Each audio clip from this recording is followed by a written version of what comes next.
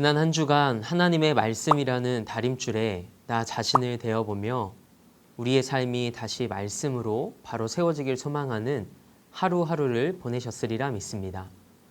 오늘도 하나님의 말씀 앞에서 오늘을 살아가는 우리에게 말씀하시는 하나님의 마음을 알아가며 하나님의 기쁨이 되는 여러분과 저의 삶이 되길 소망합니다. 우리는 지난주에 세 가지 환상 속에 담긴 하나님의 뜻을 통해 하나님의 말씀에 나의 삶을 비추어 보는 시간을 가졌습니다. 그리고 우리 신앙의 기초를 다시 세워나가실 하나님께 우리의 오늘과 내일을 묻는 시간을 갖길 소망했습니다. 하나님의 뜻을 바로 알고 성령의 인도하심을 따라 오늘도 살아있는 믿음으로 살아가는 여러분과 제가 되길 원합니다. 오늘은 아모스서 10번째 시간으로 이스라엘의 끝 그리고 말씀의 기갈이라는 주제로 이 시대를 향해 말씀하시는 하나님의 말씀에 귀 기울이고자 합니다. 아모스서 8장 말씀 안에서 우리에게 말씀하시는 하나님의 음성을 들을 수 있길 원합니다. 하나님께서는 아모스 선지자에게 여름 과일 한 광주리를 보여주시면서 무엇을 보고 있냐고 물으십니다. 이 과일은 풋과일이 아니었습니다. 아주 늦은 여름 과일이었습니다. 겉보기에는 좋아 보였지만 속은 썩어가고 있었습니다. 결국 광주리째 버릴 수밖에 없는 과일입니다.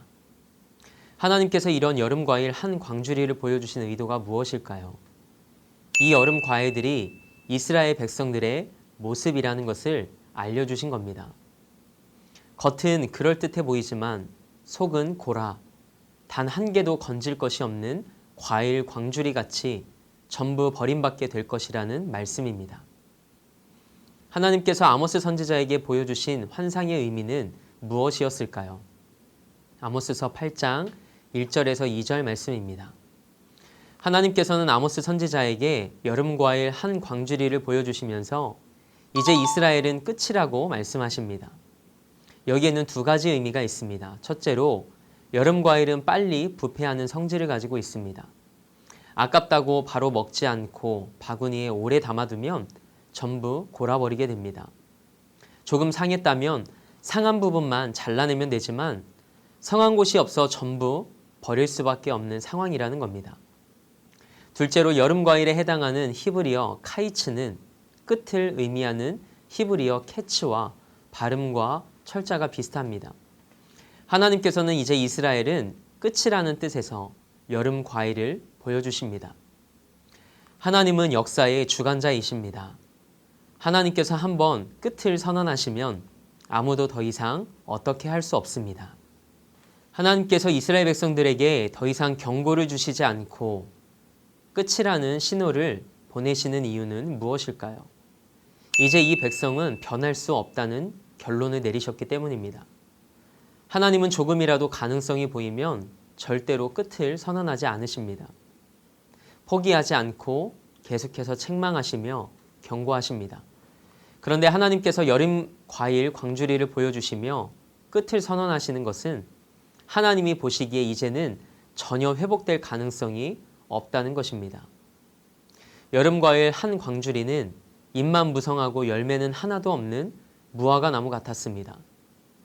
겉보기에는 열매가 많을 것 같은데 막상 확인해 보니 아무 열매도 없고 설령 열매가 있다 하더라도 골아 있는 모습, 그것이 이스라엘의 실상이었습니다.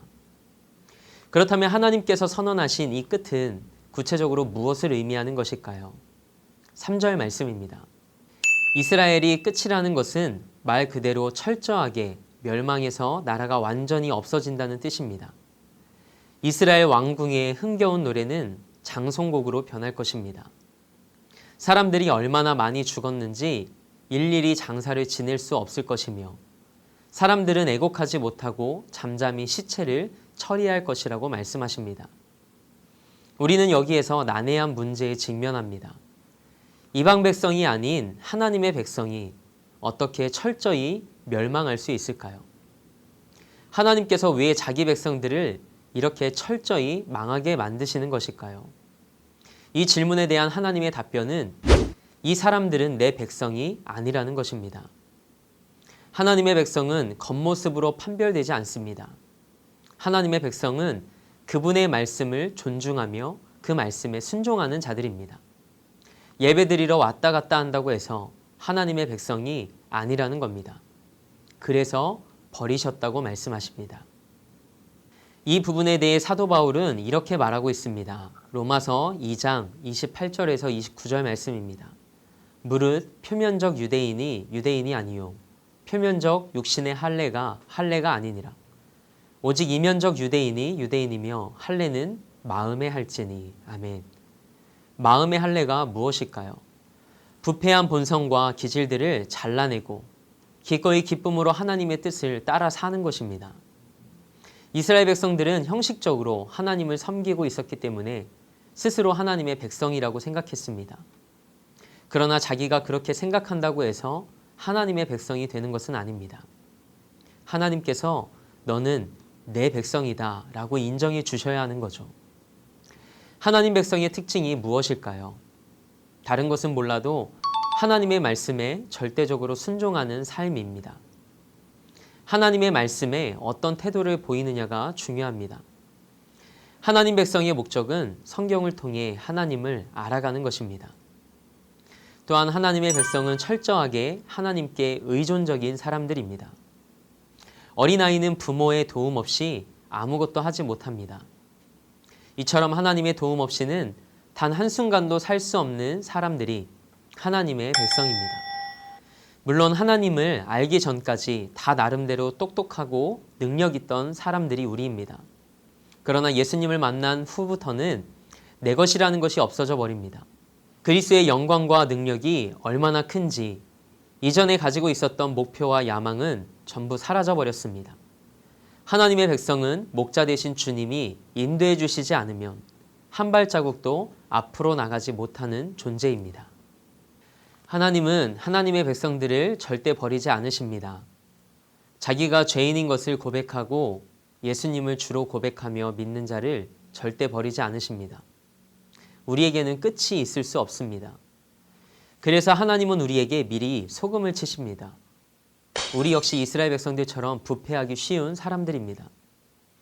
하나님께서는 우리가 고른 과일이 되지 않도록 미리 고난이라는 소금을 쳐서 우리를 낮추십니다. 고난이 없으면 반드시 부패하게 되어 있습니다. 고난 없이 끝까지 자기 자신을 잘 지킨다는 것은 절대 불가능한 일입니다. 하나님께서 우리에게 많은 고난을 주시는 이유가 여기에 있습니다. 우리를 이스라엘처럼 버리지 않으시기 위해서입니다. 하나님께서는 4절 말씀에서 이스라엘 백성들이 멸망하는 이유를 구체적으로 설명하십니다. 하나님께서는 자기 백성을 부르실 때 꼭 암미라고 부르셨습니다. 이것은 내 백성이라는 뜻입니다. 그런데 여기에서는 내 백성이라고 부르지 않으시고 가난한 자를 삼키며 땅에 힘없는 자를 망하게 하려는 자들이라고 부르십니다. 하나님께서는 이스라엘 백성들의 타락을 3단계로 나누어 말씀하십니다. 먼저는 예배의 타락입니다. 5절 상반절 말씀입니다. 이스라엘 백성들은 한 달의 첫날을 하나님께 드리는 월삭을 지켰고 안식일도 지켰습니다. 그래서 다른 이들이 보기에는 아주 신앙이 좋은 것처럼 보였습니다. 그런데 사실 속으로는 이런 날들을 지키는 시간을 아깝게 생각하고 허비한다고 여겼습니다. 그래서 어떻게 하면 이런 날들을 빨리 보내고 장사를 할 수 있을지 조바심을 냈습니다. 하나님께서 지키라고 하시니까 지키기는 했습니다. 그러나 마음속에는 예배에 대한 진정한 기쁨이 없었습니다. 하나님의 백성들에게 가장 소중한 시간은 하나님을 만나는 예배입니다. 하나님의 백성이 살아나려면 예배의 감격이 살아나야 합니다. 예배를 통해 하나님을 만남으로써 기쁨으로 충만해지고 그 기쁨이 죄보다 더 좋아질 때 우리는 죄를 이길 수 있습니다. 하나님을 만나는 가운데 그분의 사랑이 우리 안에 부어지면 그 사랑이 너무나 크게 느껴진 나머지 사람에게 받은 손해나 상처는 작아 보이게 됩니다. 그럴 때 비로소 남을 용서하고 용납하게 됩니다. 이처럼 우리의 모든 삶은 바른 예배로부터 시작합니다. 그러나 이스라엘 백성들은 예배를 그렇게 중요하게 생각하지 않았습니다. 말씀 듣는 일을 얼마나 소홀히 여겼는지 하루벌이보다 못하게 생각했습니다. 하나님과의 만남이 중단되고 예배의 감격을 잃어버리면 어떻게 될까요?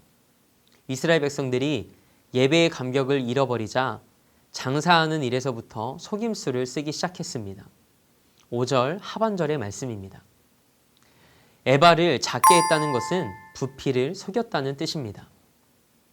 에바는 곡식의 양을 재는 통으로 사람 한 명이 들어갈 수 있을 정도로 큰 통입니다. 그들은 그 통을 작게 만들어 이득을 취했습니다. 또 세겔은 무게의 단위인데 그것을 크게 만들어서 또 이득을 취했습니다. 그들은 거짓 저울까지 동원했습니다. 6절 말씀에는 이들이 좀 더 적극적으로 악을 행하는 모습이 기록되어 있습니다. 은으로 힘없는 자를 샀다는 것은 가난한 자가 자기 땅에 돌아왔을 때 그가 원래 땅 주인이라는 증거를 하지 않는 대가로 뇌물을 받았다는 뜻입니다. 그리고 신 한 켤레로 가난한 자를 샀다는 것은 빌려준 돈 중에서 신 한 켤레 값만 모자라도 노예로 팔아버렸다는 뜻입니다. 게다가 찌꺼기 밀은 그냥 줘도 그만인데 이스라엘 백성들은 그것까지 돈을 받고 팔았습니다. 그들은 남의 어려움은 전혀 돌보지 않은 채 자기 이익만 철저하게 챙기며 강팍해져 갔습니다. 그런 그들에게 하나님이 하시는 말씀입니다. 7절 말씀입니다. 야곱은 허물이 많은 사람이었습니다. 그런데도 하나님께서는 그를 일방적으로 사랑하셨습니다. 그리고 하나님께서는 그 영광을 이스라엘 백성들에게 주기로 작정하셨습니다. 그러나 그 영광은 이제 그들의 것이 되지 못할 것입니다. 의를 사랑하지 않고 철저하게 자기 이익을 챙기려고 할 때 그 영광은 다른 사람의 것이 되고 맙니다. 하나님께서 이스라엘 백성들을 버리시면 어떻게 될까요? 이스라엘 백성들이 오해한 것이 바로 이 부분입니다. 그들은 자신들이 타락하면 이방인처럼 되는 줄 알았습니다. 그러나 하나님의 백성들이 타락하면 하나님의 원수가 됩니다.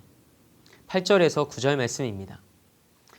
하나님께서는 이스라엘을 버리시면서 이적을 행하겠다고 말씀하십니다. 그것은 그들을 구원하기 위한 이적이 아니었습니다. 멸망하게 하기 위한 이적입니다. 이스라엘 백성들이 하나님의 긍휼을 잃어버리고 하나님의 축복을 놓쳐버렸을 때 하나님께서는 애굽 땅에 행하셨던 그 재앙들을 이스라엘 땅에 행하겠다고 말씀하십니다. 땅이 솟아오르고 해가 대낮에 치는 무서운 심판이 임할 것이라고 말씀하십니다. 하나님의 백성은 둘 중에 하나입니다. 계속 말씀에 등불을 켜느냐 아니면 무서운 재앙을 당하느냐. 하나님의 백성이 타락하면 불신자가 되는 것이 아닙니다. 멸망일 뿐입니다. 하나님께서는 자신을 떠난 이스라엘 백성들에게 가장 무서운 한 가지 재앙을 선포하십니다. 11절 말씀입니다. 여전히 하나님께로 돌아오지 않는 이스라엘 백성들을 향해 하나님께서 말씀하십니다. 그들에게 무서운 재앙을 보낼 텐데 그것은 양식이 없는 주림도 아니고 물이 없는 가람도 아니랍니다. 그것은 하나님의 말씀을 듣지 못하는 데서 오는 기갈이었습니다. 아마도 이스라엘 백성들은 안도의 한숨을 내쉬었을지도 모르겠습니다. 그들은 혹시 흉년이 오거나 기근이 들까 두려워했습니다. 그런데 앞으로 닥칠 재앙은 그런 것이 아니었습니다. 말씀을 거두어 가시는 것은 하나님께서 자기 백성들에게 내리실 수 있는 가장 크고 무서운 징계입니다. 하나님께서 그분의 백성들에게 말씀하지 않으시면 도대체 무슨 일이 일어나기에 아모스 선지자는 말씀을 듣지 못하는 기갈이라고 표현하고 있을까요? 출애굽한 이스라엘 백성들은 광야에서 오직 하나님의 말씀과 더불어 살았습니다. 그때 하늘에서는 만나가 내렸고 반석에서는 생수가 터져 나왔습니다. 하나님께서는 그 백성들이 떡으로만 사는 것이 아니요 하나님의 입에서 나오는 모든 말씀으로 산다는 것을 40년간 체험케 하셨습니다. 말씀과 함께 산다는 것은 더 이상 세상의 법칙에 따라 살지 않는다는 뜻입니다. 세상의 법칙에 따른다면 물이 없는 광야에서 죽는 것은 당연합니다. 그러나 그들은 죽지 않았습니다. 하나님의 능력이 그들과 함께했기 때문입니다. 하나님의 말씀을 듣는다는 것은 단순히 유익한 가르침을 받는 것이 아닙니다. 내 귀에 하나님의 음성이 들린다는 것은 하나님께서 나와 함께 하신다는 뜻이며 나를 지키고 계시고 내 삶을 인도하고 계신다는 뜻입니다. 반면에 하나님의 말씀이 들리지 않는다는 것은 하나님께서 나를 떠나셨으며 버리셨다는 뜻입니다. 하나님께서 그분의 백성들을 찾아오실 때 가장 먼저 나타나는 현상이 바로 능력 있는 말씀이 들리기 시작하는 것입니다. 하나님의 백성들에게 가장 무서운 것은 양식이나 물이나 집이 아닙니다. 물론 이 세상에 살려면 그런 것들도 중요합니다. 그러나 하나님의 백성들에게 가장 중요한 것은 하나님의 말씀이 늘 귀에 들리는 것입니다. 이것이 하나님께서 그들과 함께 하신다는 증거입니다. 하나님의 백성들에게 가장 무서운 징계는 더 이상 하나님의 말씀이 들리지 않는다는 사실을 잊지 마십시오. 그보다 더 무서운 일은 없습니다. 아모스 선지자는 말씀의 기근이 구체적으로 어떻게 일어날 것인지에 대해 이렇게 예언하고 있습니다. 12절 말씀입니다.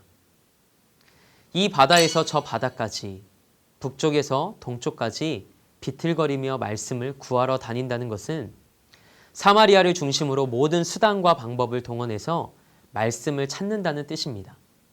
그러나 그렇게 찾아도 하나님의 말씀을 들을 수 없었습니다. 구약 성경에서 말씀을 거두어 가신 대표적 사례는 사울 왕의 경우입니다. 사울은 성령을 체험했고 하나님이 함께 하시는 특별한 기쁨과 은혜를 알았던 사람입니다. 그런데 그가 교만하여 거듭해서 하나님의 말씀을 거역하자 성령을 거두어 버리십니다. 그때 사울은 이미 폐위된 것이나 다름없었습니다. 하나님이 성령을 거두시니 악령이 역사하기 시작했습니다. 그리고 하나님께서 우림과 둠밈으로도 말씀하지 않으셨고 선지자로도 말씀하지 않으셨습니다. 그리고 꿈으로도 말씀하지 않으셨습니다. 그래서 사울은 무당을 찾아가 죽은 사무엘을 불러내라고까지 합니다. 말씀을 거두어 가신다는 것은 이처럼 무서운 일입니다. 오늘날 많은 사람들은 말씀을 듣지 못하는 것이 얼마나 무서운 일인지 잘 모르는 것 같습니다. 말씀이 없으면 우리의 마음이 강팍해집니다. 무슨 일을 해도 만족이 없습니다.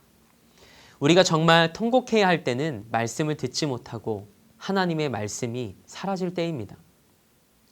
13절 말씀입니다. 아름다운 처녀도 힘이 없고 젊은 남자도 힘이 없습니다. 사람들이 젊은이들에게 기대하는 것은 열정과 정의감과 희망입니다. 그런데 그런 젊은이들에게 왜 이런 현상이 나타났을까요? 하나님의 말씀이 없기 때문입니다. 말씀을 듣지 못하는 데서 오는 권태와 절망입니다. 이스라엘의 젊은이들을 이렇게 맥없이 만든 원인이 무엇일까요? 14절 말씀입니다. 이스라엘의 젊은이들을 맥없이 만든 것은 사마리아의 우상이었습니다. 그리고 브엘세바는 우상이 있는 곳은 아니었습니다.